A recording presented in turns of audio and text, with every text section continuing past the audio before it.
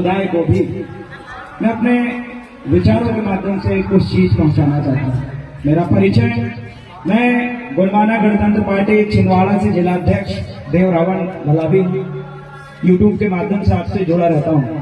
सम्मानित साथियों,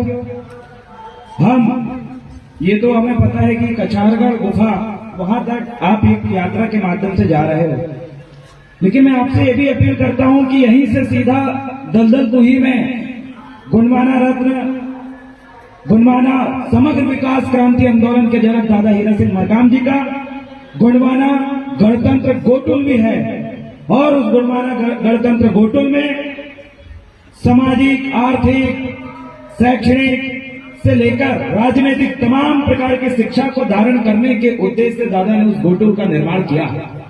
आप सभी से आग्रह करता हूं कि महीने में 3 महीने में अपने क्षेत्र और अपने जिला के हर एक क्षेत्र में महारत हासिल करने वाले लोगों को एकत्रित करके गोंडवाना गणतंत्र गोटुल में प्रशिक्षण के लिए जरूर आए। आपके क्षेत्र में कोई अगर शिक्षा के क्षेत्र में महारत हो, हासिल किया हो, तो उसको लेकर आए, यहाँ पर बैठे, हम लोग भी आपसे चर्चा करेंगे। हमारे क्षेत्र के भी शैक्षणिक तौर पे इस आदिवासी मूल निवासी बहुजन समाज में आगे बढ़ने वाले योद्धाओं को हम लेके आएंगे। हम ऐसे जानकार लोगों को भी लेकर आएंगे जो उन तमाम जड़ी बूटियों के बारे में बहुत बेहतरीन तरीके से जानते हैं, जिनका इलाज करोड़ों अरबों रुपए में बड़े बड़े मल्टी स्पेशलिस्ट हॉस्पिटलों में जो इलाज होता है वो एक चुटकी सी जड़ी से जिसका इलाज कर देते हैं। ऐसे महारत हासिल किए हुए गोंडवाना की जड़ी जंतर में महारत हासिल करने वाले तमाम सारे बुजुर्गों को हम लेके आएंगे। हमें एकता करने की जरूरत है उन लोगों में जो जड़ी बूटी में बहुत जानकार हैं, उनको हम इस गोटुल के माध्यम से एकत्रित करेंगे, वहां पर एकत्रित करेंगे। हम ऐसे लोगों को एकत्रित करेंगे जो आर्थिक रूप में हमारे कई हम उम्र के युवा हैं, जो लाखों रुपए महीना कमाते हैं बिना प्रकृति को नुकसान किए। ऐसे तमाम युवा साथियों को भी हम एकत्रित करेंगे ताकि ये समाज आर्थिक तंगी से जो जूझ रही है, इस तंगी से निकल सके। इसके लिए जब पूरे मध्य प्रदेश और भारत देश के हर राज्य के 5-5, 10-10 चुनिंदा शिक्षित और एक अमीर युवा साथी जब यहाँ पर एकत्रित होंगे तो इस समाज की जो डेवलपमेंट है, इकोनॉमिक डेवलपमेंट है, आर्थिक विकास के लिए वो बहुत गहरी से प्लानिंग बनाएंगे। हमको यूज करना पड़ेगा, कोई नहीं आएगा वहां पर। अगर अखंड ज्योति वहां पर चल रही है गोंडवाना की, वो चीख चीख के कह रही है कि ये मेरे सगा जनाब दादा हीरा सिंह मरकाम जी ने जो सपना देखा था, आओ एकत्रित हो और विचार मंथन करो, क्योंकि आप ही हो इस समाज की जो बागडोर को आगे पहुंचा सकते हो। सम्मानीय साथियों, आज वहां पर चाहे जड़ी बूटी में हो, आर्थिक में हो, शिक्षा में हो, समाज की सांस्कृतिक जो तोड़ा जा रहा है, ये मंच लगा है, आप सभी ने देखा कछारगढ़ मंच, एक और नकली मंच लगा है, आप सभी वाकिफ हैं। एक और नकली मंच लगा हुआ है आरएसएस संघ का, जो इस कार्यक्रम को तोड़ने के लिए, इस कार्यक्रम को दादा हीरा सिंह मरकाम जी के द्वारा बनाया हुआ इस बहुत समारोह को खत्म करने के लिए संघ और आरएसएस के लोगों ने भी एक मंच लगा के रखा है। वहां पर वो इसके खिलाफ षड्यंत्र चल रहे हैं, गोंडवाना आंदोलन के खिलाफ षड्यंत्र चल रहे हैं, लेकिन वो बहुत बड़ी भूल में है। गोंडवाना आंदोलन आज के समय, उस समय जब शुरू हुआ था 10-15 साल का था, लेकिन गोंडवाना आंदोलन अब 30 साल का हो गया है, बहुत मजबूत हो गया है। कई लोगों को उठाकर बांगड़ी पटक दस्तक देने की हिम्मत रखता है, इसलिए हल्के में लेने की कोशिश ना करें।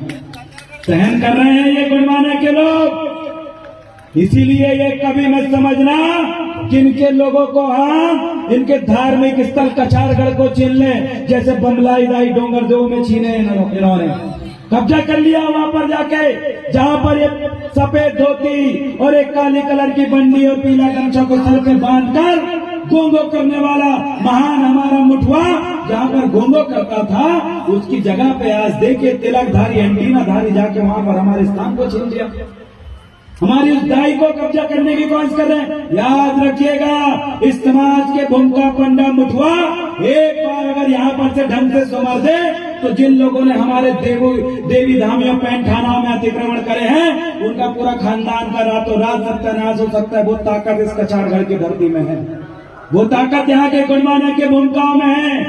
ये अगर कमजोर समझने की कोशिश कर रहे हैं, याद रखिएगा, बिना हथियार उठाए बिना मुंह चलाए एक घर के अंदर शांत बैठ के अगर सही तरीके से हम हमारे गुण माने के महान शक्तियों को अगर सुना ले तो ऐसे कई दुश्मनों को हम बिस्तर पे आड़ा पाड़ने की दम रखते हैं। लेकिन वो हमारी खूबी है, हमारी खूबी है कि हम शांति स्वभाव के हैं, सद्भावना और स्वाभिमान सम्मान की जिंदगी जीने वाले लोग हैं, जो प्रकृति के साथ बिल्कुल भी खिलवाड़ नहीं करना चाहते। प्रकृति शक्ति का हम गलत इस्तेमाल नहीं करना चाहते। लेकिन अगर गलत इस्तेमाल करने के लिए हमें जोर लगाओगे, हमें मजबूर करोगे, तो याद रखिएगा प्रकृतिक शक्ति को, उन तमाम शक्तियों को एकत्रित करके इनको बिस्तर में और ले जाकर शमशान घाट में कब आड़े हो जाओगे, इस चीज का भी हम आपको गारंटी देते हैं। सम्मानिए साथियों, आज आप इस चीज को जानिए, समझिए। आज जो मेला लगा हुआ है उन दुकानदारों से भी मैं बोलना चाहता हूं जो आज मेरी आवाज को सुन रहे, क्योंकि माइक को जो छूंगा सब जगह लगा, पहुंच रही ना आवाज सबका। भैया इससे पहले हमने एक चेतावनी दी थी कि कछारगढ़ गुणमाना संस्कृति गौड़ी संस्कृति का मंच है।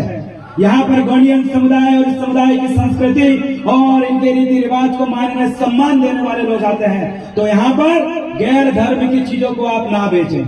पुनः हम कहना चाहते हैं कि जो मंत्र बड़ा पवित्र है, तुम्हारा सिंदूर हो, तुम्हारी फोटो हो जो दूसरे धर्म के देवी देवताओं की है, उनको एक तरफ अभी आपने लेके आ गए, अच्छी बात है, कोई ने आपको नहीं टोका, चलो कोई बात नहीं। लेकिन आज हम अंतिम चेतावनी और आपको टोक रहे हैं, क्योंकि आने वाले समय में अगले साल में अगर इस तरीके की गैर धर्म की चीजों का प्रचार इस पवित्र दादा हीरा सिंह मरकाम जी का पवित्र आंदोलन को संचालित करने वाले जगह पे गैर धर्म का प्रचार करते हुए फोटो बेचते हुए कोई अगर देखेगा, तत्काल प्रभाव से बोरिया बिस्तर बांध के उसको घर पहुंचाने का भी काम गुणवाने के लोग करेंगे, गुणवाने के लोग करेंगे। हमारी इस जगह को पवित्र है और वो पवित्र रहेगी। और जितने भी लोग यहाँ पर आते हैं, बाहर से आते हैं, उन तमाम लोगों से हम कहना चाहते हैं कि कोशिश करिए आने वाले समय में धोती कुर्ता अपने वेशभूषा में आइए, दिखाइए यहाँ की ताकत भी। मैं इसलिए बोलना चाहता हूँ आपको ये बात, क्योंकि हम वेशभूषा में आते हैं तो उसका बहुत असर पड़ता है। अभी कल ही कुछ लोग यहाँ पर घूम रहे थे, पीएचडी करने वाले, रिसर्च करने वाले कुछ लोग, वो कुछ चीज में रिसर्च कर रहे थे। एक पन्ना में वो जितने भी यहाँ हमारे आदिवासी समाज के जो युवा खड़े थे पढ़े लिखे, उन लोगों को एक कागज दिए थे और उस कागज में वो कुछ पूछ रहे थे। मुझे पता है मेरी बात यहाँ मंच के सामने वाले भी सुन रहे हैं, रोड में चलने वाले सुन रहे हैं। कुछ लोगों ने कुछ सवाल एक कागज में लिखकर आपसे पूछने की कोशिश करी, आपसे नहीं, आपके शिक्षित युवाओं से। क्या सवाल किया उन्होंने? सबसे पहले उन्होंने सवाल किया, आपके त्योहार कौन से हैं जिसे आप अभी भी मानते हैं? क्या बोले उन्होंने? अभी भी मानते हैं। मतलब उनको ये समझ में आ गया कि ये बहुत सारे इनके जो ट्राइबल त्योहार है, गोंडियन त्योहार है, आदिवासी त्योहार है, इनका पुनेमी त्योहार है, वो त्योहार ये भूल गए। इसलिए उन्होंने सवाल ही कैसा किया, क्या आप अभी भी मानते हैं? अगर आप बोलेंगे हाँ मानते हैं तो 5 त्योहारों का नाम लिखो। मैं बताना चाहता हूँ सड़क में चलने वाले, मेरी आवाज सुनने वाले तमाम आदिवासी समाज के युवा युवती और पुराने बुजुर्गों से ये सवाल आपके बच्चों से नहीं, ये सवाल आपसे पूछा गया है। क्या आप अपने समाज के मानने वाले 5 त्योहारों का नाम पता है? क्या आप जो बिदरी जो गांव में होती, टोका होती है, पोला जो हमारा होता है, शंभूनर का पंडुम, बाबून और पंडुम दिन, उजियारी और अंधियारी मनाने वाले उन 5 त्योहारों का नाम जानते हैं जो सिर्फ यहाँ का मूल निवासी गौड़ समुदाय आदिवासी समाज मानता है? कई लोगों को बोलते पता ही नहीं है ये 5 त्योहार के नाम, और लेगा भी तो वो रक्षाबंधन फलाना हिंदू धर्म का भी ले लेगा, मुस्लिम धर्म का भी ले लेगा, ईसाई धर्म का भी ले लेगा, लेकिन उसको 5 त्योहार का नाम पता नहीं है। क्या हालत हो चुकी है हमारी?